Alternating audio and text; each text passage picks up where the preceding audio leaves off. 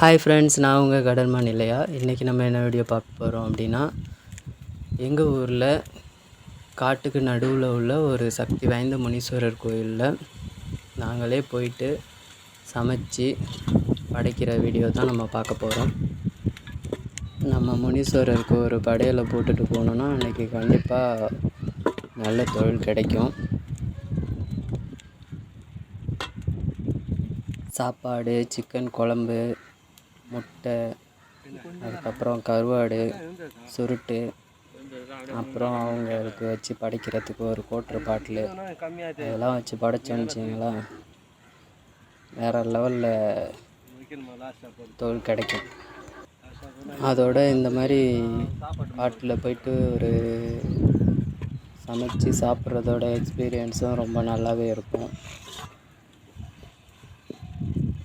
அப்படி யாரெல்லாம் நீங்களும் நடுக்காட்டில் உள்ள உங்கள் குலதெய்வ கோயிலுக்கோ இல்லை ஒரு ஏதாச்சும் ஒரு கோயிலுக்கோ போயிட்டு படைச்சி சாப்பிட்ருக்க அனுபவம் இருந்துச்சுன்னா ஷேர் பண்ணுங்கள். அதோட வீடியோ பிடிச்சிருந்துச்சுன்னா லைக் பண்ணுங்கள். கடல்மான் இல்லையா சேனலை சப்ஸ்கிரைப் பண்ணிக்கோங்க. இந்த கோயில் பார்த்திங்கன்னா சின்னவாய்க்கால் அப்படிங்கிற ஊர் சுனாமிக்கு முன்னாடி கடற்கரையில் இருந்த ஒரு ஊரில் உள்ள சாமி தான் இது. அங்கே உள்ள கோயில் சுனாமியில் டேமேஜ் ஆகிடுச்சு, அந்த ஊரே போயிடுச்சு.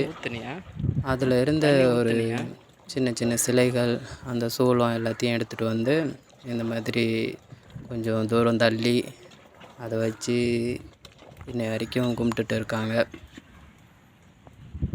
இங்கே வேண்டிக்கிட்டோன்னா கண்டிப்பாக அவங்க நல்லா நம்மளை பார்த்துப்பாங்க.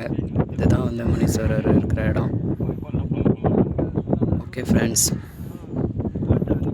அடுத்த வீடியோவில் மீட் பண்ணலாம். இப்படிக்கு உங்கள் கடல்மான் இல்லையா. டாட்டா, பாய் பாய்.